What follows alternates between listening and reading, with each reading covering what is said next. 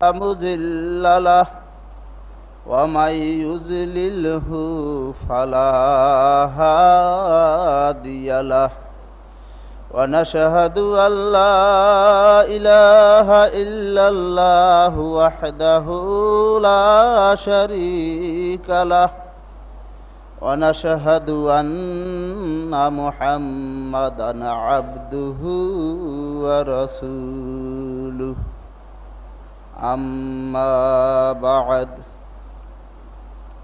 فإن خير الحديث كتاب الله وخير الهدي هدي محمد صلى الله عليه وسلم وشر الأمور محدثاتها وكل محدثة بدعة وكل بدعة ضلالة وكل ضلالة في النار أعوذ بالله من الشيطان الرجيم بسم الله الرحمن الرحيم اليوم أكملت لكم دينكم وأتممت عليكم نعمتي ورضيت لكم الإسلام دينا যাবতীয় প্রশংসা মহান আল্লাহ রাব্বুল আলামিনের দরবারে, যার খাস মেহেরবানিতে আমরা মুসলমানের সন্তান হিসেবে জন্মগ্রহণ করার সুযোগ লাভ করতে পেরেছি। লাখ লাখ শুকর ও হামদ ওই মহান আল্লাহর দরবারে, যার অশেষ মেহেরবানিতে শিরক ও বেদাত থেকে সোচ্চার, সজাগ, সচেতনকারী একটি জামাত, এই আহলে হাদিস জামাতের সাথে আমাদেরকে শরীক হওয়ার তৌফিক এনায়েত করেছেন। এজন্য কলেমাতুশ শুকর আদায় করছি আলহামদুলিল্লাহ। দুরূদ ও সালাম নবী মুহাম্মদ রাসূলুল্লাহ সাল্লাল্লাহু আলাইহি ওয়াসাল্লামের উপরে, যার দীর্ঘ 23 বছরের সংগ্রাম সাধনার ফল হিসেবে আজ তার রেখে যাওয়া সুন্নাহর মাধ্যমে হক এবং বাতিলকে পার্থক্য করে হকটাকে বেছে নেওয়ার সাধ্য সামর্থ্য অনুযায়ী আমরা সুযোগ লাভ করতে পেরেছি। আজকের খুতবার বিষয়বস্তু হচ্ছে শবে বরাত এক ভয়াবহ বিদআত। আমরা যে মুহূর্তে আলোচনা করতে যাচ্ছি যে শবে বরাত একটি ভয়াবহ বিদআত, ঠিক এই মুহূর্তে অনেক মসজিদে এবং পেপার পত্রিকায় লেখা হচ্ছে শবে বরাত একটি ভাগ্যের রজনী, শবে বরাত একটি ইসলামের অন্যতম বিধান, শবে বরাত একটি সওয়াবের বা ন্যাক অর্জন করার অন্যতম গুরুত্বপূর্ণ রাত্রি। দুঃখজনক হলেও সত্য ঘটনা এই যে একদিকে আমরা এটাকে বিদআত মনে করছি, এটার মাধ্যমে কোনো পুণ্যিত নয়, বরং জাহান্নামের দ্বার উন্মুক্ত হচ্ছে। আমাদের আকীদা বিশ্বাস হচ্ছে এর মাধ্যমে পরকালে মুক্তি তো নয়, বরং আল্লাহর সাথে সম্পর্ক বিনষ্টকারী হিসাবে জাহান্নামে যাওয়াও হতে পারে, আল্লাহ মাফ না করলে। অথচ সমাজে এটাকে পালন করছে সম্পূর্ণ এর বিপরীত ইসলামী বিধান মনে করে। আমরা দলিলের ভিত্তিতে নিরপেক্ষভাবে আলোচনা করে দেখব যে আমরা যারা এটাকে বেদাত হিসাবে মনে করি, কোরআন আর হাদিসে আমাদের পক্ষের ভিত্তি কি রয়েছে।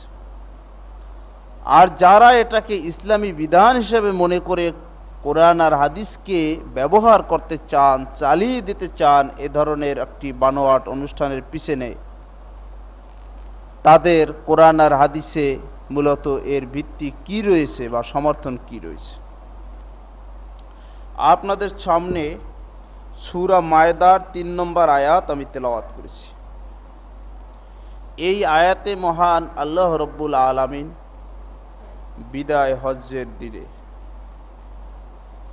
ইসলাম সম্পর্কে একটি আকীদা, বিশ্বাস, কি ধারণা আমরা রাখবো এটাকে ক্লিয়ার করে দিয়েছেন।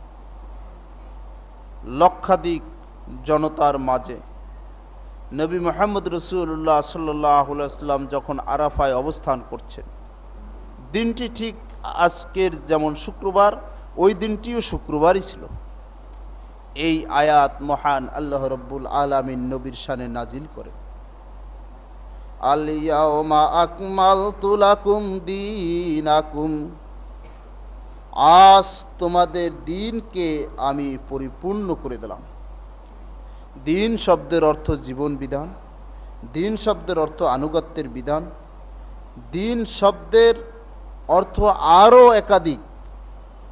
মানুষের জীবন পরিচালনার জন্য যা কিছু প্রয়োজন এই দিনের ভিতরে সব কিছুই অন্তর্ভুক্ত।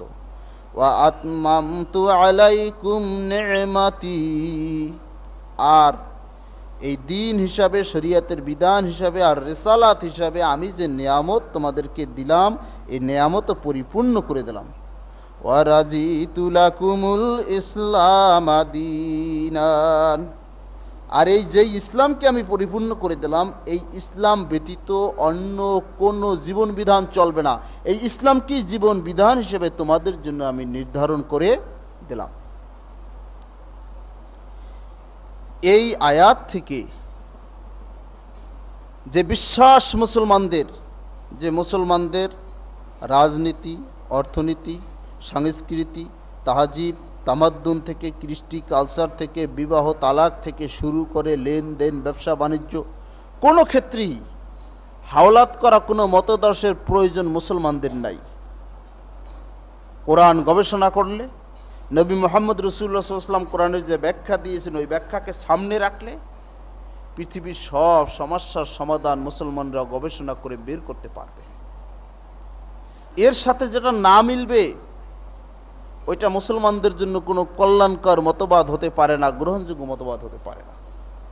যার কারণে দেখবেন কোরআনের তাফসির যতগুলোই আছে এই দিনের পরিপূর্ণতা সম্পর্কে আলোচনা করতে গিয়ে সেখানে স্পষ্ট উল্লেখ করা হয়েছে।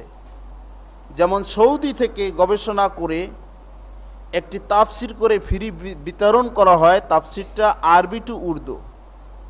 ওই যে মারিফুল কোরআন বিতরণ করা হচ্ছে ওইটা না, বাংলাটা না, আরবি টু উর্দু তাফসির আমাদের দেশের আলেমরা সবারই পাওয়ার কথা, গুরুত্বপূর্ণ আলেম যারা পরিচিত, কারণ আমার খণ্ডটা তো আমি পেয়ে গেছি। হয়তো অনেকে ওটা পড়েন না, তাকে উঠাই রাখেন, অথবা বলেও না, কারণ ওই তাফসির পড়লে আর মানলে কোনো মাযহাব আর তরিকা আর কোনো দলদারি থাকে না। সেখানে স্পষ্ট উল্লেখ করা হয়েছে সমাজতন্ত্র, ধর্মনিরপেক্ষ মতবাদ সহ মানুষের শান্তির জন্য যত মতবাদ আবিষ্কার করেছে কোনো মতবাদই মুসলমানদের জন্য প্রয়োজন নাই। মুসলমানদের জন্য একমাত্র ইসলামই যথেষ্ট, যদি ইসলাম সঠিকভাবে মুসলমানরা জানতে পারে, বুঝতে পারে আর মানতে পারে। উমর রাদিয়াল্লাহু তাআলা আনহুর কাছে এক ইহুদি এসে বললেন যে ইয়া আমিরুল মুমিনিন, আপনাদের কিতাবে এমন একটি আয়াত নাজিল করা হয়েছে, ওই আয়াতটা যদি মহান আল্লাহ রাব্বুল আলামিন আমাদের ইহুদিদের শানে নাজিল করত, তাহলে ওই আয়াতটা যেদিন নাজিল হয়েছে সেই দিনকে আমরা ঈদের দিন হিসাবে, উৎসবের দিন হিসাবে পালন করতাম। কিন্তু আমাদের দুর্ভাগ্য, আমাদের তাওরাতে এমন একটি আয়াত নাই। ওমর রাদিয়াল্লাহু তাআলা আনহু জিজ্ঞাসা করলেন যে সে আয়াত কোনটি? ইহুদি তখন বলল আলিয়াউমা আকমালতু লাকুম দীনাকুম ওয়া আতমামতু আলাইকুম নি'মাতি ওয়া রাজিতু লাকুমুল ইসলামা দীনা। সে আয়াত হচ্ছে সূরা মায়েদার এই 3 নম্বর আয়াত। ওমর রাদিয়াল্লাহু তাআলা আনহুকে প্রস্তাব দিয়েছে যে আমরা ঈদ হিসেবে এই দিনটিকে পালন করতাম। ওমর রাদিয়াল্লাহু তাআলা আনহু কত সুন্দরভাবে জবাব দেন যে দেখো, এই আয়াতটা কবে নাজিল হয়েছে তাও আমি জানি, কোথায় নাজিল হয়েছে তাও জানি। যার কাছে এই আয়াত নাজিল হয়েছে নবী মুহাম্মদ রাসূলুল্লাহ সাল্লাল্লাহু আলাইহি ওয়াসাল্লাম তখন কোথায় অবস্থান করছিলেন তাও জানি। অর্থাৎ বিদায় হজ্জের দিনে আরাফার ময়দানে নবী মুহাম্মদ রাসূলুল্লাহ সাল্লাল্লাহু আলাইহি ওয়াসাল্লাম অবস্থান করার সময় এই আয়াত নাজিল হয়েছে। কিন্তু আল্লাহর নবী এই আয়াত নাজিল হওয়ার দিনকে ঈদ হিসাবে পালন করেননি। কোরআন আর সুন্নায় কোথাও এটাকে ঈদের দিন হিসাবে গণ্য করা হয়নি। অতএব এই আয়াতের বিপরীত হচ্ছে একটি ধর্মের নামে উৎসব এই দিন পালন করা। কারণ হচ্ছে যেটি আল্লাহর নবী করেননি, আল্লাহ পাক বলেননি, সেটি আমরা করতে পারি না। কারণ হচ্ছে আমাদের দিন পরিপূর্ণ। সুতরাং এই পরিপূর্ণ দিনের ভিতরে আর কিছু ঢুকানোর বা আর কিছু কমানোর এই শরীয়তের ভিতরে আমাদের কোনো অধিকার নাই। আপনারা মুসলিম শরীফ কিতাবুত তাফসির এর একটি হাদিস বাদ দিয়ে পরপর 3টা হাদিস পাবেন। এই 3টা হাদিসই এই আয়াতটা নাজিল হওয়ার প্রেক্ষাপট বর্ণিত হয়েছে। এবং উমর রাদিয়াল্লাহু তাআলা আনহুকে যে ইহুদি প্রশ্ন করেছে তার যে দাঁত ভাঙা জবাব দিয়েছেন, এই জবাবটি সেখানে পাবেন। অথচ আজকের এই আয়াতটা দিয়ে ওয়াজ সকলে করি, কিন্তু এরপরে মিলাদ ঠিক পড়ছি, মারা যাওয়ার পরে 40 ঠিকই করছি, পীর মুরিদি যে ধর্মদর্শন, এই ধর্মদর্শনকে গ্রহণই শুধু করছি না, এই ধর্মদর্শন প্রচারের জন্য জান প্রাণ উজাড় দিয়ে পীর মুরিদি তরিকাবাজ এস্টাবলিশ করছি। সবে বরাত নামে আরো যত বানোয়াট অনুষ্ঠান আছে যা কোরআন আর হাদিসে কোথাও নাই, এগুলি সবই করছি। কিন্তু যদি বলা হয় যে মিলাদটা কোরআনের কত নম্বর, কোন সূরার কত নম্বর আয়াতে আছে, হাদিসের কোন কিতাবের কোন খণ্ডের কত পৃষ্ঠায়, বেজার হয়ে যান এখানেই যে সব কিছু কোরআন আর হাদিসে থাকতে হবে।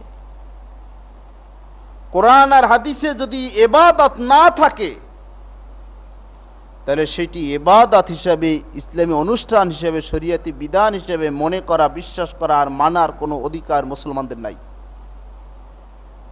এটা হিন্দু ধর্মে থাকতে পারে, তারা যেটা বৃদ্ধি করবে সেটাই হয়ে যাবে।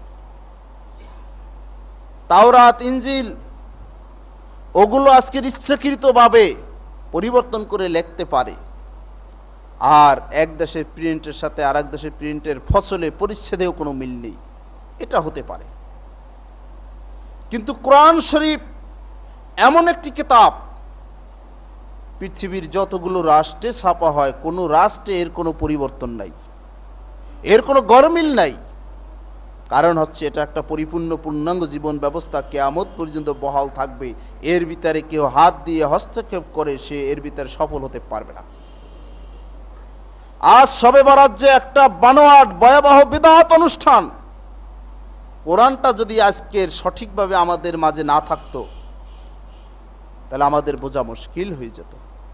নবী মুহাম্মদ রাসূলুল্লাহ সাল্লাল্লাহু আলাইহি ওয়াসাল্লামের সুন্নাহ এটা যাচাই বাছাই করে আসমায়ে রেজালের মাধ্যমে, বিজ্ঞানসম্মত উসুলের মাধ্যমে যে কোনটা রসুলের হাদিস আর কোনটা রসুলের নামে জাল করা হয়েছে, তৈরি করা হয়েছে, এর পার্থক্য করার মতো যদি বিধানসূচি আমাদের কাছে না থাকতো, আজকের শবে বরাত আর মিলাদকে এটা একটা বিদআত হিসাবে আমরা প্রমাণ করতে পারতাম না, ব্যর্থ হতাম। যেহেতু ইসলাম কিয়ামত পর্যন্ত একটি পূর্ণাঙ্গ জীবন ব্যবস্থা হিসেবে থাকবে, সেহেতু ইসলামের মূল ভিত্তি কোরআন আর সুন্নাহ, এটা কিয়ামত পর্যন্ত সংরক্ষিত হবে। এর মাধ্যমে মানুষ পার্থক্য করে ফেলতে পারবে কোনটা হক আর কোনটা বাতিল। আজ যদি বলা হয় যে এটা বেদাত, পরে এটাকে আবিষ্কার করা হয়েছে, সাথে সাথে বলে যে তাহলে প্লেনও তো বেদাত, এটাও তো পরে হয়েছে। এই বাস গাড়িও তো বেদাত, এটাও তো পরে করা হয়েছে। এই যে ঘড়ি লটকানো, টাইম নির্ধারণ করি, এটাও তো বেদাত, এটাও তো পরে করা হয়েছে। আরো অনেক কিছু আমাদের সমাজে যেগুলি না হলে চলতে পারি না, এটাও তো বেদাত, এটাও তো পরে করা হয়েছে। অথচ কোনটা বেদাত হবে শরীর ভাষায় আর কোনটা বেদাত হবে না, আজ যদি আমাদের মাঝে রসুলের সুন্নাহ সঠিকভাবে না থাকতো আমরা প্রমাণ করতে পারতাম না। রসুলের হাদিস থেকে আজকের যারা এই ঘোড়া গাড়ি থেকে তারপর উড়োজাহাজকে বেদাত হিসেবে সাব্যস্ত করতে চায়, তাদের মস্তিষ্কে যে বিকৃতি ঘটেছে নবী মুহাম্মদ রাসূলুল্লাহ সাল্লাল্লাহু আলাইহি ওয়াসাল্লামের হাদিস থেকে সেটা স্পষ্ট হয়ে যাচ্ছে। বুখারী এবং মুসলিমের হাদিস, সর্বজন স্বীকৃত সহিহ হাদিস। মেশকাতে পাবেন হাদিস নম্বর 140, বাবু ইতিসাম বিল কিতাব ওয়াস সুন্নাহ, এই অনুচ্ছেদের একেবারে প্রথমেই হাদিসটি হযরত আয়েশা রাদিয়াল্লাহু তাআলা আনহা থেকে বর্ণিত। আল্লাহর নবী বলেন, মান আহদাসা ফি আমরিনা হাজা মা লাইসা মিনহু ফাহুয়া রাদ্দুন। কোন ব্যক্তি যদি নূতন আবিষ্কার করে ফি আমরিনা মানে ফি দিনিনা, আমাদের দিনের ভিতরে, শরীয়তের ভিতরে, ধর্মের ভিতরে, হাজা এমন সব কিছু, মা লাইসা মিনহু যেটাকে সমর্থন কোরআন বা সুন্নাহ করে না, ফাহুয়া রদ্দুন ওটা প্রত্যাখ্যানযোগ্য। আল্লাহর নবী যদি শুধু এতটুকু বলতেন যে মান আহাদাসা ফাহুয়া রদ্দুন, কেহ নূতন কিছু আবিষ্কার করলে ওটা প্রত্যাখ্যানযোগ্য, গ্রহণ করা যাবে না, তাহলে বলা যেত যে উড়োজাহাজ নূতন আবিষ্কার চলবে না, ঘড়ি নূতন আবিষ্কার চলবে না, এই বাস নূতন আবিষ্কার চলবে না, তারপরে এই কম্পিউটার নূতন আবিষ্কার চলবে না। কই, আল্লাহ নবী তো তা বলেন নাই। আল্লাহর নবী বলেন ফি আমরিনা, এই দিনের ভিতরে, শরীয়তের ভিতরে। তাহলে বোঝা গেল আল্লাহর পক্ষ থেকে যেই বিধান নাজিল হয়েছে দিন হিসাবে, শরীয়ত হিসাবে, ইবাদত হিসাবে, এই ইবাদতের ভিতরে বাড়ানো যাবে না, কমানো যাবে না, দুইটাই বিধান।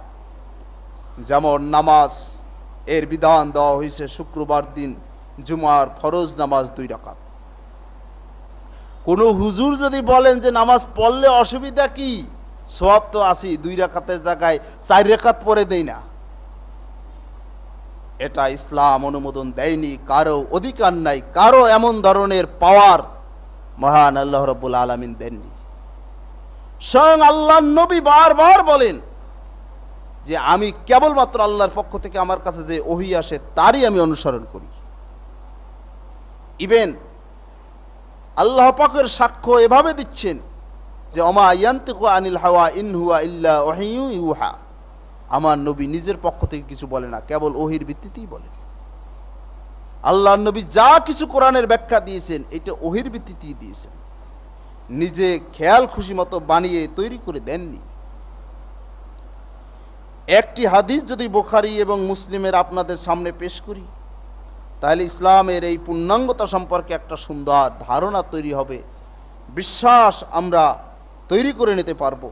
হযরত আবু হুরায়রা রাদিয়াল্লাহু তাআলা আনহু থেকে বর্ণিত, তিনি বলেন, আতা আরাবিয়্যুন নবী সাল্লাল্লাহু আলাইহি ওয়াসাল্লাম ফাকাল আদুল্লানি আলা আমালিন ইজা আমিলতুহু দাখালতুল জান্নাতা ক্বালা তা'বুদুল্লাহ ওয়া লা তুশরিকু বিহি শাইয়ান ওয়া তুকিমুস সালাতাল মাকতুবাতা ওয়া তুআদ্দিয়াজ যাকাতাল মাফরুজা। হযরত আবু হুরায়রা বলেন, এক গ্রাম্য ব্যক্তি আল্লাহর নবীর কাছে চলে আসলেন, এসে বললেন, ইয়া রাসূলুল্লাহ, আমাকে কিছু আমল আপনি বলে দেন, ইজা আমিলতুহু দাখালতুল জান্নাহ, আমি যে আমলগুলি করলে সত্যিকারভাবে আমি জান্নাতে প্রবেশ করতে পারি। আল্লাহর নবী এবার আমল বাতাচ্ছেন, তা'বুদুল্লাহ, তুমি আল্লাহর ইবাদত করবে, ওয়ালা তুশরিক বিহি শাইয়া, তুমি কারকে আল্লাহর সাথে শরীক করবে না, ওয়া তুকিমুস সালাতাল মাকতুবা, ফরজ নামাজগুলি যথাযথভাবে আদায় করবে, ওয়া তুআদ্দিয়াজ যাকাতা, যাকাতও আদায় করবে, ওয়া তাসুমু রমাজান, আর রমজানের রোজা রাখবে। আল্লাহর নবী এই কয়েকটা আমল প্রয়োজনীয় তাকে বাতিয়ে দিলেন। এবার ব্যক্তি চলে যাওয়ার সময় বলছেন, ওয়াল্লাযী নাফসি বিয়াদিহি লা আজিদু আলা হাযা শাইয়্যাও ওয়ালা আনকুসু মিনহু, ওই সত্তার কসম যার হাতে আমার প্রাণ, লা আজিদু আলা হাযা শাইয়ান, হে নবী আপনি যে বিধান দিলেন শরীয়তের, এর ভিতরে আমি সামান্যতম বৃদ্ধি করব না, ওয়ালা আনকুসু মিনহু, যা আপনি বললেন এর থেকে কমাবো না। অর্থাৎ যতটুকু আপনি বলছেন এটা যেভাবে বলছেন আমি সেভাবেই মানবো, এর ভিতরে কোনো বাড়াবো না আর কমাবো না। ফালাম্মা আল্লাহ ক্বালা নবিয়্যু মান সাররাহু আয়ানজুরা ইলা রাজুলিন মিন আহলিল জান্নাতি ফালয়ানজুর ইলা হাযা, ব্যক্তিটি যখন চলে যাচ্ছে, এই দৃঢ় কসমের ভিত্তিতে আল্লাহর নবী বলে দিলেন যে কোনো ব্যক্তি যদি চায় জান্নাতি ব্যক্তিকে দেখে সে আনন্দ লাভ করবে, তাহলে এই ব্যক্তিটিকে সে দেখে নেক, এই ব্যক্তিটি জান্নাতি। সুবহানাল্লাহ। কি কারণে আল্লাহর নবী এই সার্টিফিকেট দিলেন? যে ব্যক্তি এই কয়টা কথা শুনে বলল যে আর বাড়াবো না কমাবো না, সবই মেনে নেব, যেভাবে বলছেন সেইভাবে, তাহলে এই ব্যক্তি যদি ইসলামের আরো কিছু শুনতে পায় যার মাধ্যমেই হোক বিশ্বাস্ত সূত্রে, তাহলে সেগুলিও মেনে নেবে নিষ্ঠার সাথে, ওর সাথে বাড়াবেও না আর কমাবেও না। তাহলে ইসলাম এমন একটি আল্লাহর পক্ষ থেকে দেয়া বিধান যে এর ভিতরে বাড়ানো আর কমানোর কোনো সুযোগ মুসলমানদের নাই। যেভাবে বিধান আছে সেইভাবেই মানবে, এটা আল্লাহর পক্ষ থেকে পরিপূর্ণ, সেইভাবেই হেদায়েত। আসুন আজকের যে শবে বরাতের নামে যে অনুষ্ঠান আমরা পালন করি, তার সাথে এই পরিপূর্ণ ইসলামের সাথে সম্পর্ক কতটুকু কিভাবে আছে। আমরা বিশ্বাস করি শবে বরাত এই অনুষ্ঠানটি ইসলামের নামে একটি বানোয়াট অনুষ্ঠান, এর কোনো ভিত্তি ইসলামে নাই। প্রথম প্রমাণ হচ্ছে এই শবে বরাত নামকরণটাই প্রমাণ করে যে এটা একটা বানোয়াট অনুষ্ঠান। কারণ কোরআন এবং হাদিসের কিতাবে এই শবে বরাত নামটি কোথাও খুঁজে পাবেন না। 2 নম্বর, শবে বরাত পালন করা হয় ভাগ্য রজনী হিসাবে। এই শবে বরাত এটাকে কোনো ভাষাই যদি ঠিকমতো বিশ্লেষণ করেন তাহলে ভাগ্য রজনী প্রমাণ হয় না, বরং এর বিপরীত অর্থই প্রমাণ হয়। সুতরাং এই শবে বরাতের অর্থটাও প্রমাণ করে যে এটা কখনোই ভাগ্য রজনী হতে পারে না, আর এটা ইসলামের নামে একটা বানোয়াট অনুষ্ঠান। আসুন এবার অভিধানের দৃষ্টিতে শবে বরাত শব্দটি আমরা পরীক্ষা করে দেখি।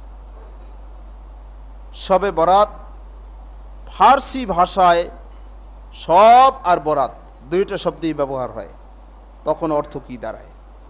সব অর্থ রাত বা রজনী, বরাত অর্থ হিস্সা, নির্দেশ, খাজনা, উসুল পত্র বা দাখিলা। লোগাতে কেশোয়ারি 63 নম্বর পৃষ্ঠা। তাহলে এবারে এই অভিধানের আলোকে অর্থ কি দাঁড়ালো? শবে বরাত মানে খাজনা উসুলের রাত্র বা দাখিলার রাত্র বা হিস্সার রাত্র ইত্যাদি ইত্যাদি অর্থ হয়, কিন্তু ভাগ্য রজনী ফার্সি ভাষায়ও অর্থ হয় না। আসুন শবে বরাত এটাকে যদি আরবি ভাষায়, বাংলা ভাষায় আমরা এটাকে যদি পরীক্ষা করে দেখি, বিশ্লেষণ করে দেখি ভাগ্য রজনী হয় কিনা। বাংলায় সব অর্থ মৃত্যুদেহ। সংসদ ডিকশনারি 632 নম্বর পৃষ্ঠায় দেখবেন যে সব অর্থ মৃত্যুদেহ আর বরাত অর্থ মধ্যস্থতা। তাহলে অর্থ কি দাঁড়ালো? মৃত্যু দেহের মধ্যস্থতা। কই ভাগ্য রজনী বাংলা ভাষায় প্রমাণ হলো না। আসুন আরবিতে আমরা এটাকে পরীক্ষা করে দেখি। আরবিতে সব এর বিপরীত শব্দ লাইল ব্যবহার হয়। লাইল মানে রাত, আর বরাত মানে বিচ্ছেদ, সম্পর্কহীন হওয়া। দেখুন কাউসার আরবি টু বাংলা ডিকশনারি 87 নম্বর পৃষ্ঠা। তাহলে অর্থ দাঁড়ায় যে বিচ্ছেদের রাত্রি, সম্পর্কহীন হওয়ার রাত্রি। হ্যাঁ, এটা কিছুটা অর্থ মিলে, কারণ মুসলমানরা যদি বেদাত করে, ইসলামের নামে বানিয়ে কোনো অনুষ্ঠান করে, তাহলে তার সাথে আল্লাহর সম্পর্ক থাকে না, বরং সম্পর্ক ছিন্নই হয়। তাহলে এদিন ইসলামের নামে বানোয়াট যে অনুষ্ঠান করা হয়, এই অনুষ্ঠানের মাধ্যমে আল্লাহর সাথে সম্পর্ক গভীর হয় না, বরং সম্পর্ক ছিন্নই হতে পারে। এই অর্থটি এই অর্থে যথার্থ হতে পারে। আসুন, উর্দু, হিন্দি এবং নাগরি তিনটি ভাষায় এই শব্দ দুটি ব্যবহার হয়, তখন অর্থ কি হবে? উর্দু, হিন্দি, নাগরি এই তিনটি ভাষাই সব অর্থ হচ্ছে রাত, আর বরাত অর্থ হচ্ছে বরযাত্রী দল।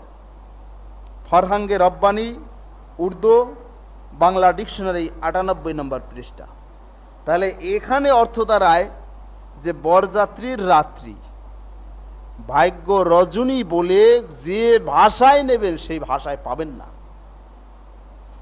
তাহলে শব্দটাই হচ্ছে ভুল, যে অর্থে ব্যবহার করা হচ্ছে এই অর্থ এই শব্দের ভিতরে নাই। এর থেকেই প্রমাণ হয় যে ইসলামের নামে এটা বানোয়াট করছে এমন একদল লোক জাহেল, যে যারা অভিধান সম্পর্কে অজ্ঞ, যারা ভাষা সম্পর্কে অজ্ঞ, যারা ইতিহাস সম্পর্কে অজ্ঞ। কোরআন আর সুন্নাহর সাথে তো মিল নাই, ভাষার সাথে অভিধানের সাথে এর কোনো মিল নাই। এখন প্রশ্ন যে কোরআনের আয়াত দিয়ে তো হুজুররা একেবারে টেলিভিশনে সাংঘাতিক কায়দায় ওয়াজ করে দেয় শবে বরাতের পক্ষে, মসজিদেও বয়ান অনেক জায়গায় রেখে। তাহলে এই যে হুজুররা মসজিদে বয়ান রাখে আর ওই টেলিভিশনে প্রচার করে, তো এরা এই আয়াতগুলি পায় কোথায়, বা শবে বরাত এরা কিভাবে প্রমাণ করে? আসুন, হুজুর আয়াতগুলি কিভাবে তারা ব্যবহার করে আর মানুষকে ধোঁকা দেয়, কোরআনের অপব্যাখ্যা করে, কোরআন বিকৃতি করে, আর ইসলামের নামে শরিয়াতের নামে কিভাবে অনুষ্ঠান তৈরি করে চালিয়ে দেয়, তার নমুনা এবার আমরা বিশ্লেষণ করে জানব। সূরা দুখান এর 2 থেকে 4 নম্বর আয়াত, এই আয়াত ব্যবহার করে বলে যে এই তো শবে বরাত কোরআনে আছে। আয়াত কি? ওয়াল কিতাবিল মুবিন ইন্না আনজালনাহু ফি লাইলাতিন মুবারাকাতিন ইন্না কুন্না মুনজিরিন ফিহা ইউফরাকু কুল্লু আমরিন হাকিম। আল্লাহ পাক বলেন এই সূরা দুখানে যে সুস্পষ্ট কিতাবের কসম, ইন্না আনজালনাহু ফি লাইলাতিন মুবারাকাতিন, আমি এই কিতাব নাজিল করেছি একটি বরকতময় রাতে। ইন্না কুন্না মুনজিরিন, আমি হচ্ছি সতর্ককারী। ফিহা ইউফরাকু কুল্লু আমরিন হাকিম, এই রাতেই প্রতিটি গুরুত্বপূর্ণ বিষয় ফয়সালা করা হয়, স্থির করা হয়, নির্ধারণ করা হয়, পার্থক্য করা হয়। ফরক মানে পার্থক্য। এই আয়াত থেকে আল্লাহ পাক বলেন যে 50,000 বছর আগে যে মানুষের ভাগ্য লিপিবদ্ধ করা হয়েছে, ওটাকে 1 বছরের জন্য পার্থক্য করে দেওয়া হয়, আলাদা করে দেওয়া হয়। 1 বছরের জন্য এবার কতটুকু হবে, কি হবে? একদল পাগল বলে যে এই রাতটাই হচ্ছে শবে বরাতের রাত, কিন্তু এই রাতটা যে শবে বরাতের রাত না, তার প্রমাণ কিন্তু এই সূরার ভিতরেই আছে। কিভাবে? আল্লাহ বলেন যে এই বরকতময় রাতেই আমি কোরআন নাজিল করছি। তাহলে যদি প্রশ্ন করা হয় যে কোরআন কোন রাতে নাজিল করেছে, এই প্রশ্ন কোরআনের কাছে করলে কোরআনই উত্তর দিয়ে দিচ্ছে। আল্লাহ নিজেই বলেন ইন্না আনজালনাহু ফি লাইলাতিল কদর, যে আমি এই কোরআন নাজিল করেছি কদরের রাত্রে। সূরা কদর একটি সূরাই নাজিল হয়েছে। তাহলে যে বরকতময় রাতে আল্লাহ পাক কোরআন নাজিল করেছেন, সেই রাতটা কদরের রাত, শবে বরাতের রাত নয়, যে তথাকথিত শবে বরাতের রাত ধারণা করা হয় আর প্রচার করা হয়। এখন হয়তো পাগলেরা বলেও ফেলতে পারে যে এই কদরের রাতটাই তো হচ্ছে শবে বরাতের রাত। নাউজুবিল্লাহ মিন জালিক। কারণ এতই যখন পাগলামতি চলে, এখানে পাগলের মতো বললে আর ঠেকায় কে? কোরআনকে যদি জিজ্ঞাসা করা হয় যে এই কদরের রাত কোন মাসে, রমজানের 1 মাস পূর্বে শাবান মাসে না অন্য কোনো মাসে, কোরআন স্পষ্ট বলে দিবে যে কদরের রাত তো ওই রাত যে রাতে কোরআন নাজিল হয়েছে। তাহলে কোরআন কোন মাসে নাজিল হয়েছে? শাহরু রমাজান আল্লাযী উনজিলা ফীহিল কুরআন, সূরা বাকারা 185 নম্বর আয়াত। যে রমজান মাস ওই মহামণ্ডিত মাস, এমন একটি পবিত্র মাস, উনজিলা ফীহিল কুরআন, যেই মাসে কোরআন নাজিল করা হয়েছে। তাহলে কোরআন নাজিল করা হয়েছে রমজান মাসে। রমজান মাসে কখন? 29টা রোজা হলে কি সব দিনই নাজিল করা হয়েছে? স্পষ্ট সেখানে ইন্না আনজালনাহু ফি লাইলাতুল কদর, কদরের রাতে এই কোরআন নাজিল শুরু হয়েছে। কোরআন কোন দিন নাজিল করা হয়েছে? লাইলাতুল কদর, কদরের রাতে। নিসফু শাবান বা শাবান মাসের 15 তারিখের রাতে কোরআন নাজিল করা হয় নাই। তাহলে এই কোরআনে সুস্পষ্টভাবে যে বর্ণনা আল্লাহ দিলেন, আমাদের নবী মুহাম্মদ রাসূলুল্লাহ সাল্লাল্লাহু আলাইহি ওয়াসাল্লাম সুস্পষ্টভাবে যেই ব্যাখ্যা তুলে ধরলেন, আজকের এই কোরআনের বিপরীত, রাসূলের সুন্নাহর বিপরীত একদল লোক এই কদরের রাতের বিপরীতে মোকাবেলায় আরেকটা রাত তৈরি করে বানোয়াট করে মুসলিম জাহানের উপরে চাপিয়ে দিল। এই তৈরি করা বানোয়াট বিদআত থেকে, ভয়াবহ এই অনুষ্ঠান থেকে মুসলমানদেরকে সজাগ করা, মুসলমানদেরকে সঠিক আকীদার প্রতি ফিরিয়ে আনার দায়িত্ব আমরা যারা আজকে সজাগ সচেতন, আমাদের উপরে অপরিহার্য ফরজ। কোরআনের বিকৃতি ব্যাখ্যায় যদি কেউ বিশ্বাস করে তার ঈমানই গন্ডগোল হবে। তাহলে এই কোরআনের সঠিক অর্থের প্রতি মানুষকে দাওয়াত দেওয়া এটা আমাদের উপরে ফরজ, আর এটা ঈমানেরই দাবি। এটা নরমাল নিছক কেন নফল ঐচ্ছিক ইবাদত নয়। বন্ধুরা আমার, এ ব্যাপারে যতগুলো হাদিস এরা পেশ করে, বুখারী মুসলিমে একটি হাদিসও নাই। অন্যান্য কিতাব থেকে সব হাদিসগুলি জাল, বানোয়াট। হাদিসগুলি পর্যালোচনার সময় আজকে নাই, সহজেই আপনারা পাবেন। আল্লামা নাসিরউদ্দিন আলবানীর তাহকিক করা মিশকাত শরীফ, আবু দাউদ শরীফ, নাসাই শরীফ, তিরমিজি শরীফ, ইবনে মাজাহ শরীফ, যদি এগুলি বাংলা হয় নাই, মুফতি সাহেবদের কাছে বলবেন যে আপনাদের কাছে যে হাদিসটি পেশ করলেন, এই হাদিসটি যে কিতাবে আছে সেই মূল কিতাবটা আল্লামা নাসিরউদ্দিন আলবানীর তাহকিক করা, যে প্রিন্ট করা হয়েছে বৈরুত থেকে, এই তাহকিক আলোকে আপনি বলেন হাদিসটা সহি কিনা, সঠিক কিনা। দেখবেন আপনাকে এই হাদিস সহি হিসাবে, সঠিক হিসাবে বলার দুঃসাহস কেউ রাখে না। যদিও বলে ফেলে তাহলে বলে দেবেন যে এইটা যে সহি, আপনি এর ডকুমেন্টটা দেন, কোন ইমাম এটাকে সহি বলেছে।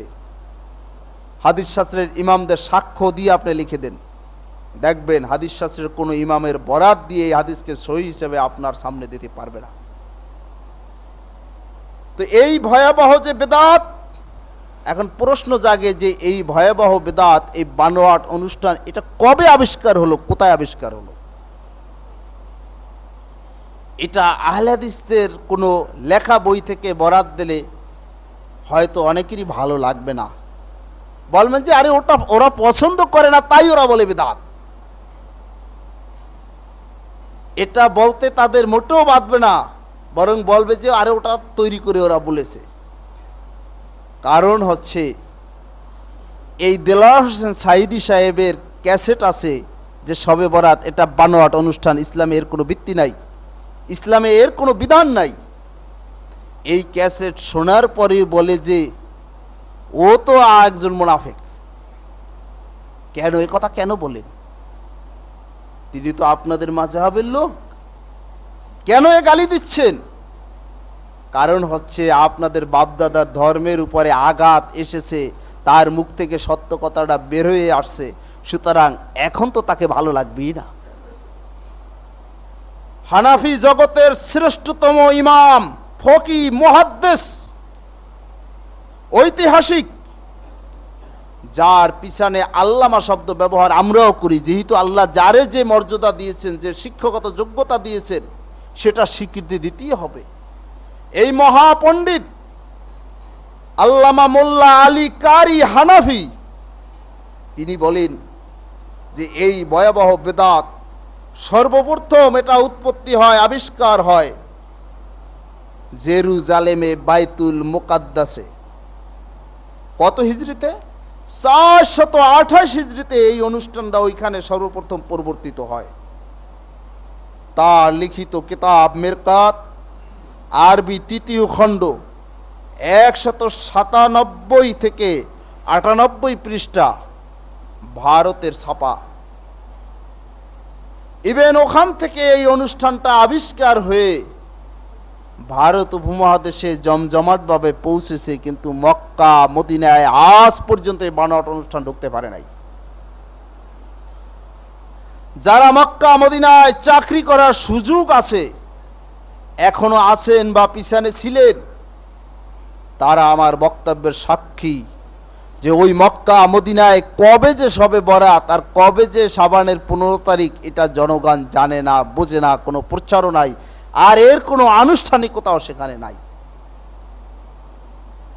আমাদের দেশে সরকার কর্তৃক স্বীকৃত ইসলামিক ফাউন্ডেশন, ইসলামী সকল দল, মুসলিম দলগুলি কর্তৃক স্বীকৃত এই ইসলামিক ফাউন্ডেশনের উদ্যোগে যে বিশ্বকোষ সংকলন করা হয়েছে, এই বিশ্বকোষের সংক্ষিপ্ত যেটা বিস্তারিতটা, সংক্ষিপ্ত ইসলামী বিশ্বকোষের 2য় খণ্ড 428 নম্বর পৃষ্ঠায় পাবেন যে মক্কা মদিনা এই বানোয়াট অনুষ্ঠান আজ পর্যন্ত স্থান পায়নি, কেবলমাত্র এই ভারত উপমহাদেশে এটা জমজমাট হিসেবে চলছে।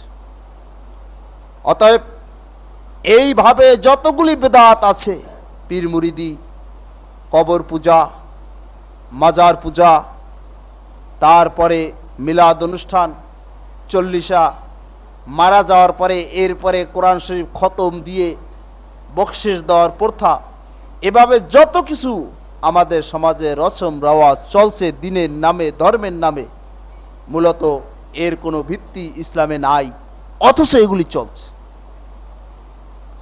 যদি ভালো করে এটাকে কাউকে বুঝানো হয়, দাওয়াত দেওয়া হয়, এর দলিল চাওয়া হয় মুফতি সাহেবের কাছে, দলিল যখন দিতে পারে না, তখন কিন্তু মুফতি সাহেবরা বলে যে এতে দোষটা কি, কাজটা তো ভালো, কিছু নামাজ কালাম পড়ে মানুষ একত্রিত হয়ে, আর কিছু রুটি টুটি তৈরি করে বিলায়, মানুষ এটাকে গরিবরা খেতে পারে, অসুবিধাটা কোথায়? তাদেরকে রাসূলুল্লাহ সাল্লাল্লাহু আলাইহি ওয়াসাল্লামের একটি হাদিস স্মরণ করিয়ে দিতে চাই। হাদিসটি বুখারী এবং মুসলিমের হাদিস। মিশকাত শরীফে বাবুল হাউজে ওয়াস শাফাআতে এই অনুচ্ছেদে হাদিসটি পাবেন।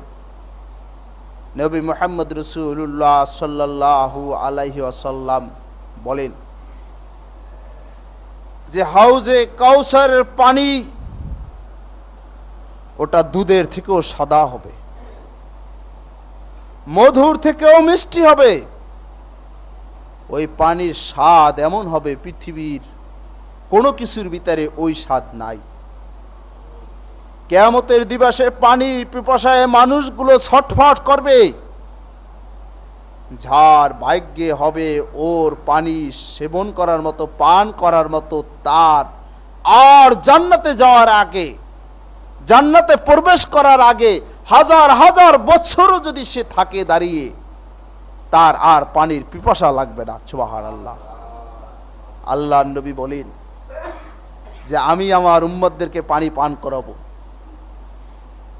এত চওড়া হবে হাউজে কাউসার যে 1 মাস একটা মানুষ চলতে যত দূরত্ব, যত সময় লাগে, এতটা দূরত্ব হবে হাউজে কাউসারের পরিধি। দলে দলে আমার উম্মত আসবে, আর পানি পান করবে, যে একবার পানি পান করবে আর তার পানির পিপাসা লাগবে না। এভাবে একদিক থেকে আসবে, পানি পান করে অন্যদিকে চলে যাবে। একদল লোক আসবে, আমি তাদের দেখে চিনব, আর তারাও আমাকে চিনতে পারবে যখন তারা হাউজে কাউসারের কাছাকাছি এসে যাবে। ইউহালু বাইনি ওয়া বাইনাহুম, হঠাৎ তাদের সামনে পর্দা পড়ে যাবে, তাদেরকে বাধা দেওয়া হবে, অন্তরায় সৃষ্টি হবে, তারা এই হাউজে কাউসারের কাছে আসতে পারবে না, পানি পান করতে পারবে না। আমি বলবো, হে আল্লাহ, এরা তো আমার উম্মত, আজ তারা হাউজে কাউসারের পানি পান করতে পারবে না, তাদেরকে বাধা দেওয়া হচ্ছে কেন, কি কারণ? আল্লাহ নবী বললেন যে আল্লাহ পাক তখন আমাকে বলবেন, ইন্নাকা লা তাদরি মা আহদাসু বা'দাকা, হে নবী, তুমি জানো না তোমার পরে এরা তোমার শরীয়তের ভিতরে, দ্বীনের ভিতরে কি কি নূতন আবিষ্কার করেছে যা তুমি জানো না। ইন্নাহুম গায়্যারু দীনাকা, তোমার দ্বীনকে এরা পরিবর্তন করে ফেলছে, বিকৃতি করে ফেলছে।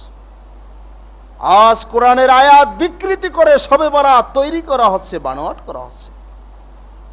অনেক মুফতি সাহেব মিলাদের দলিল দেয় কোরআন দিয়ে, নাউজুবিল্লাহ মিন জালিক।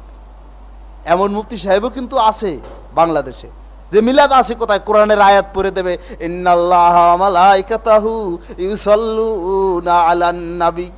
এই কোরআনের আয়াতই তো আছে যে আল্লাহ পাক এবং তার ফেরেশতারা রাসূলের উপরে দুরূদ পড়েন, আশীর্বাদ করেন। তো আমরা তো সেই মিলাদ পড়ি, নাউজুবিল্লাহ মিন জালিক। কোথাকার আয়াত কোথায় এনে লাগিয়ে দেয়। এইভাবে যারা দ্বীনকে বিকৃতি করে, এদের ব্যাপারেই আল্লাহ পাক বলবেন, ইন্নাহুম গায়্যারু দীনাকা, হে নবী, তুমি জানো না তোমার পরে এরা দ্বীনকে কিভাবে বিকৃতি করেছে। আজ একদল লোক বলে যে পীর সাহেব মরে গেলে কাজ হবে কি, আমাদের মুরিদদের সবাই খবর রাখে। বলে তা কি করতে হবে? বলে এই জন্যই তো ওই মরার পরে মাজারে যাইয়ে বলতে হইবে, কানতে হইবে যে খাজা বাবা তুমি একটু আমাকে দেখো, একটু আমাদের প্রতি রহম করো। আল্লাহ বলেন, ইন্নাকা লা তাদরি মা আহদাসু বা'দাক, হে নবী, তুমি ইন্তেকালের পরে তুমি তো জানো না যে তোমার এই উম্মত দ্বীনের ভিতরে কি কি নূতন আবিষ্কার করেছে। তাহলে আল্লাহর নবী মারা যাওয়ার পরে তার উম্মতের খবর রাখেন না, জানেন না, আর পীর সাহেবরা মরার পরেও তার মুরিদদের সব জানেন। অতএব পীর সাহেবের কাছে চাইলেই সবকিছু দিয়ে যাবে। এই যে শিরকি বিদআতি আকীদা, এই আকীদার বিরুদ্ধে দাওয়াতই দিচ্ছে আহলে হাদিস আন্দোলন। আহলে হাদিসদের দাওয়াত শিরক আর বিদআতের বিরুদ্ধে দাওয়াত। ইভেন এটা ইমানেরই দাওয়াত, এটা ফরজিয়াতেরই দাওয়াত, এটা কোনো নফল বা ঐচ্ছিক দাওয়াত নয়। আল্লাহর নবী বলেন, যখন আল্লাহ পাক এই কথা বলে দেবেন যে এরা হচ্ছে বেদাতি, তখন আমি এদেরকে বলতে বাধ্য হব, সোহকান সোহকান লেমান গায়্যারা বাদি, আমার পরে আমার দ্বীনকে যারা সুরক্ষিত করেনি, আমার দ্বীনকে যারা বিকৃতি করেছে, আমার দ্বীনকে যারা টুকরা টুকরা করেছে, খণ্ড বিখণ্ড করেছে, অতএব আজ তাদেরকে এই হাউজে কাউসারের পানি পান করানোর দায়িত্ব আমি নবী মুহাম্মদ রাসূলুল্লাহ সাল্লাল্লাহু আলাইহি ওয়াসাল্লাম নিতে পারি না। দূর হয়ে যাও, দূর হয়ে যাও। আমরা সেই কিয়ামতের ভয়াবহ দিবসে বিদআতের মাধ্যমে আল্লাহ রসুলের সেই হাউজে কাউসার থেকে বঞ্চিত হতে চাই না। মুসলিম উম্মাহ আজকের যে বিকৃতির মধ্যে আছে, মুসলিম সমাজে আজকের যে অধপতন, ইসলামের নামে যে নানান কুসংস্কার, এর থেকে মানুষকে দাওয়াত দিয়ে সঠিক পথে আনতে হবে, যারা আমরা আজকের এটাকে সঠিকভাবে বুঝতে পারছি, জানতে পেরেছি। এর জন্য আপনাকে আমাকে কোরআন আর হাদিস নিয়ে গবেষণা করতে হবে। কোরআন হাদিসের পাশে পাশে বর্তমানে যুগ বিজ্ঞান নিয়েও কিছু গবেষণা করতে হবে, যাতে করে যুগ বিজ্ঞানের নামে, সামাজিকতার নামে, রাজনীতির নামে, সংস্কৃতির নামে আরো নানান ভাস্কর্যের নামে শিরক আর বিদআতের ভিতরে মুসলিম জাতিকে নিতে না পারে, আমাদেরকে নিতে না পারে, এজন্য আপনাকে আমাকে সজাগ থাকতে হবে। এখন কমে গেছে, কিন্তু অনেক আমরা আহলে হাদিসের সন্তান 21শে ফেব্রুয়ারি পালন করতে গিয়ে শহীদ মিনারে ফুল দিতে কিন্তু আমরা পিছনে অনেকেই যেতাম। কেন? 21শে ফেব্রুয়ারিতে ফুল দেওয়াটা কি জিনিস? এটা কাদের কৃষ্টি কালচার? কোরআন আর সুন্নাহয় মূর্তি তৈরি করে তার সামনে ফুল দিলে সেই ফুল দেওয়াটা যে মূর্তি পূজা হয়ে যায়, এটা যে মুসলিম সংস্কৃতি নয়, এই জ্ঞানটুকুর অভাব, আর কিছু না। কারণ কই, আমি তো কাউকে অপমান করি নাই, অপদস্থ করি নাই, কৈফিয়ত তলব করি নাই, জিজ্ঞাসাও করি নাই, মসজিদ কমিটির কাছে এনে চার্জও করি নাই যে কেন শহীদ মিনারে গেলেন। শুধু এই মেম্বারে দাঁড়িয়ে বলছি, কোরআনের আয়াত দিয়ে হাদিস দিয়ে যে শহীদ মিনারে গিয়ে ফুল দেওয়া এটা মূর্তি পূজার মতো, ওই হিন্দুদের মতো, এটা শিরক।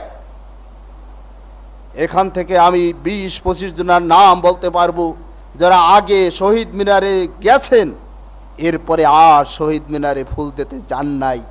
আগামীতে যারা জানলেন তারাও চাইবে না। এভাবে আমরা যদি সজাগ করতে পারি, সচেতন করতে পারি, দাওয়াত মানুষের কাছে পৌঁছে দিতে পারি, কোরআন আর সুন্নাহকে প্রমাণ করতে পারি, এটাই বিজ্ঞান সম্মত একটি জীবন ব্যবস্থা। এর বিপরীত যতগুলি জীবন ব্যবস্থার নামে চলছে সব কিছু হচ্ছে ভুল, ভ্রান্ত, মানুষের অশান্তি বয়ে আনবে, তার ভিতরে কল্যাণ থাকতে পারে না। তাহলে মানুষগুলো যারা বিবেকবান, সচেতন, ভালো হতে চায়, চরিত্রবান হতে চায়, আল্লাহর প্রতি বিশ্বাস করে, রসুলের আদর্শে বিশ্বাস করে, এই মানুষগুলি দেখবেন ধীরে ধীরে ফিরে আসবে আর সংগঠিত হবে। এভাবে সংগঠিত হতেই কোনো একদিন সম্ভব হবে যে একমাত্র ইসলাম ছাড়া এই বাংলার ভূমিতে আর কিছু চলতে পারে না। এই সজাগ সচেতন করা আর ঐক্যবদ্ধ করা, সংগঠিত করা, এটাই হচ্ছে আমাদের প্রথমতম দায়িত্ব। এই দায়িত্ব পালন এটা ফরজ, নফল নয়, সুন্নত নয়। বন্ধুরা আমার, আজকের হাদিসের কিতাব বাংলা হয়ে গেছে। আপনাদের সামনে আমি ইবনে মাজাহ শরীফের একটি হাদিস পড়ে শোনাচ্ছি, আপনারা বাংলায় মিলিয়েও দেখতে পারেন। বেদাত অনুষ্ঠানগুলোকে আমরা যারা চালিয়ে দিতে চাই অথচ দলিল দিতে পারি না, আবার মনে করি যে এতে দোষটা কি, আহলে হাদিসরা খুব বাড়াবাড়ি করে, এই সামান্য ব্যাপার নিয়ে এত বাড়াবাড়িতে কি দরকার। তাদেরকে ইবনে মাজাহ শরীফ বাংলা প্রথম খণ্ড ইসলামিক ফাউন্ডেশন 58 নম্বর পৃষ্ঠার আরবি দিল্লির ছাপা 6 নম্বর পৃষ্ঠা, এই দিল্লির ছাপায় পাবেন একটি হাদিস। আল্লাহর নবী বলেন, লা ইয়াকবালুল্লাহু লিসাহিবি বিদআতিন সাওমান ওয়ালা সালাতান ওয়ালা সাদাকাতান ওয়ালা হজ্জান ওয়ালা উমরাতান ওয়ালা জিহাদান ওয়ালা সারফান ওয়ালা আদলান ইয়াখরুজু মিনাল ইসলামে কামা তাখরুজু শারাতু মিনাল আজিন। আল্লাহ নবী ইরশাদ করেন, যারা বেদাতি, এই বেদাতির রোজা, বেদাতির নামাজ, বেদাতির সদকা, বেদাতির হজ, বেদাতির উমরা, বেদাতির জিহাদ, বেদাতির ফিদিয়া, বেদাতির ন্যায় বিচার, কোনো কিছুই আল্লাহর দরবারে কবুল হবে না। লা ইয়াখরুজু মিনাল ইসলামে কামা তাখরুজু শারাতু মিনাল আজিন। ইয়াখরুজু মিনাল ইসলামে কামা তাখরুজু শারাতু মিনাল আজিন। এরা ইসলাম থেকে এমন ভাবে বাহির হয়ে যায় যেমনি ভাবে আটার যে খামির থেকে চুল টেনে বের করলে চুলটা বাহির হয়ে যায়, ওই চুলের সাথে আটা বিন্দু মাত্র যায় না। এই বেদাতি বেদাত করতে করতে ইসলাম থেকে ওইভাবে বহিষ্কার হয়ে যায়, বাহির হয়ে যায়, ইসলামের ভিতরে আর থাকে না। তাহলে বেদাত করতে করতে মৃত্যুবরণ হলো, ইসলাম থেকে বাহির হয়ে জাহিলিয়াতের মৃত্যু। এই ব্যক্তির ঈমান নিয়ে মরার সুযোগ হলো না, অথচ সে নামাজ পড়লো, অথচ রোজা রাখলো, অথচ জিহাদ করলো, অথচ হজ করলো, অথচ দান করলো, সদকা, কত কিছু না করলো। আজ এভাবে এত কিছু করে সব কিছু বরবাদ হয়ে যাবে যেই ভয়াবহ বিদআতের কারণে। এই বিদআত সম্পর্কে সতর্ক করা এই মুসলিম জাহানকে, মুসলিম উম্মাহকে, এটা তো সব ফরজের বড় ফরজ। কারণ নামাজ ফরজ, কিন্তু নামাজ কাজে লাগবে না যদি বিদআত করে। রোজা ফরজ, রোজায় কোনো কাজ আসবে না যদি বিদআত করে। জিহাদ বড়ই ফজিলাতের ইবাদত, কিন্তু এই যুদ্ধ বিগ্রহ জিহাদ কোনো কাজে লাগবে না যদি সে বিদআতে লিপ্ত থাকে। তাহলে সব থেকে বড় ফরজ বিদআত মুক্ত করার জন্য সমাজকে আন্দোলন করা, সংগ্রাম করা। এই সংগ্রামটাই আহলে হাদিসরা করে। এই সংগ্রামের জন্য প্রয়োজন আছে পয়সার। আজকের ফিলিস্তিনে মুসলমানদের মারতেছে, বৎসরে কিন্তু লাখ লাখ মাইরে ফেলছে না, কিছু কিছু মারতেছে। কিছু কিছু মারার জন্য America crore crore dollar budget করে। আর মুসলমানদেরকে সজাগ করার জন্য, সচেতন করার জন্য, শিরক বিদআত থেকে মুক্ত করার জন্য আমরা মনে করি কোনো বাজেট নাই। একদিন আইসা জুমার দিন 2টা সেজদা দিয়ে চলে যাব, আর মসজিদের খোঁজ খবর নেব না।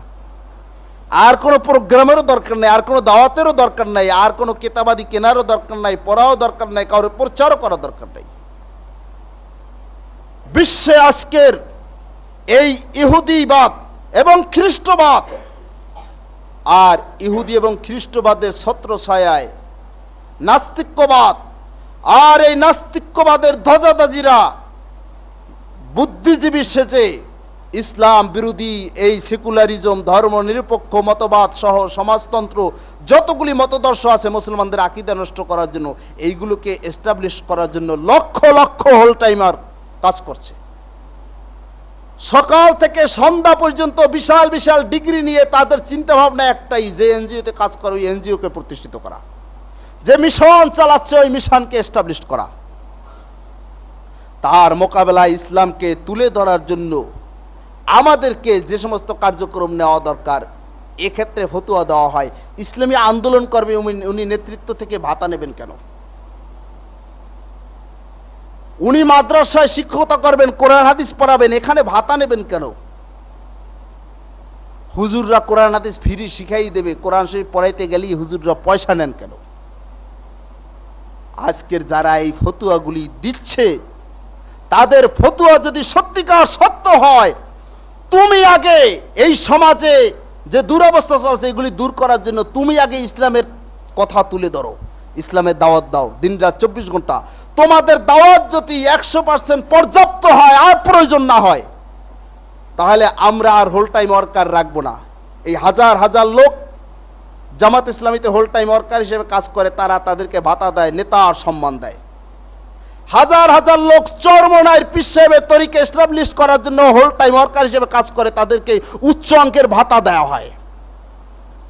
হাজার হাজার লোক এই তাবলিগের দাওয়াতকে এস্টাবলিশ করার জন্য কাকরাইল থেকে শুরু করে বিভিন্ন মার্কাজে মুরাব্বিরা সবসময় বসে থাকে। আমাদের তো আইসা পাবেন না, কারণ কাজে ব্যস্ত আছি, সব চাকরিতে ব্যস্ত, ব্যবসায় ব্যস্ত। কিন্তু ওদের মার্কাজে যাইবেন, সার্বক্ষণিক লোক পাইবেন, হ্যাঁ লোক বসা আছে, নানান ধরনের লোক বসা আছে। মুফতি সাহেব চাইবেন, মুফতি সাহেব আছে। এভাবে হোল টাইম ওয়ার্কার সিস্টেম সারা বিশ্বে চালু হয়েছে। আর আমরা তখন ফতুয়া দেই যে ইসলামের কাজ করে পয়সা দেওয়াও যাবে না, নেওয়াও যাবে না।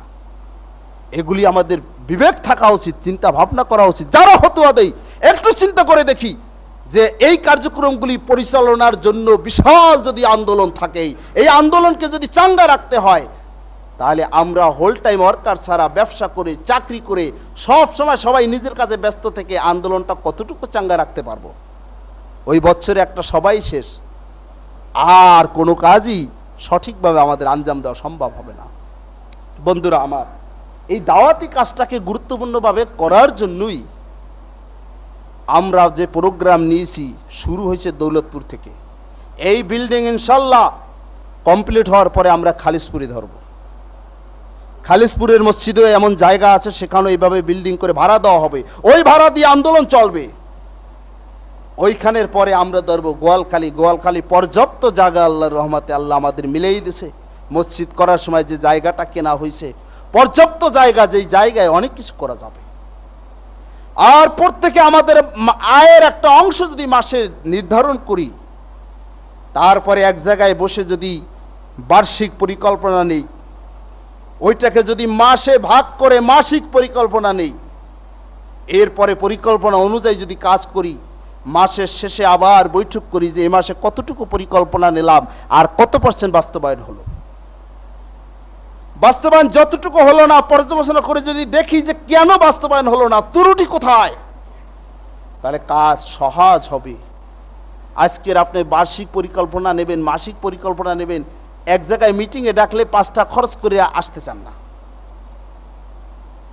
যারা সব মিটিংগুলোতে দৌড়ায়, মাসে আমার কোনো মাসে 1000 টাকাও রিক্সা ভাড়া খরচ হয়ে যায়। হাজী সাহেবের সাথে থাকলে উনি বিল দেন, বুড়া মানুষ উনি যে দৌড়ান কত খরচ হয় উনি জানেন। সিরেফ ওনার টেলিফোনটা ব্যবহার করা হয় দাওয়াতি কাজে। কেউ কিছু জানতে চাইলে যদি তিনি ঋণ করেন তাহলে তো আর আমাদের বিল আসে না। কিন্তু আমরা কোনো কর্মসূচি কাউকে জানাতে গেলে টেলিফোনে যোগাযোগ করতে হয় মসজিদের সাথে, তাতে 1000-এর উপরে বিল আসে। উনি আজকের বিলটা নিচ্ছেন না, আমার জন্য টেলিফোনটা ফ্রি করে দিয়েছেন যে আপনার 2000 বিল আসুক, যা আসুক আপনি ইসলামের কাজে ব্যবহার করবেন, টেলিফোন আপনার জন্য ফ্রি। এরপরে কে ফ্রি টেলিফোন দেবে?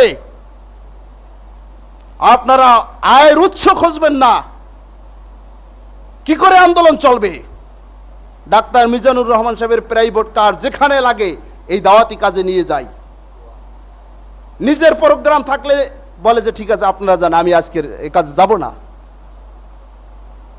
এরপরে আমাদের এই লোকও তো তৈরি করতে হবে যে এইভাবে স্যাক্রিফাইস করার মতো। আর আমাদের ফান্ডেরও প্রয়োজন আছে। অনেক কর্মসূচি আছে যেগুলি আমাদের জানা আছে, সেই কর্মসূচি যদি থ্রো করি তাহলে এই কোরআন আর সুন্নাহর আগুন এমন ভাবে জ্বলবে, বিদআতকে জ্বালিয়ে পুড়িয়ে নিঃশেষ করে দেবে। কিন্তু সেই প্রোগ্রাম দিয়ে দাঁড়িয়ে থাকার মতো যোগ্যতা অর্জন তো করতে হবে আপনাকে আমাকে। এই যোগ্যতা অর্জনের সব থেকে পিছনে হচ্ছে অর্থ। অর্থ ছাড়া আপনার কি যোগ্যতা হবে? কোনো দাম হবে না।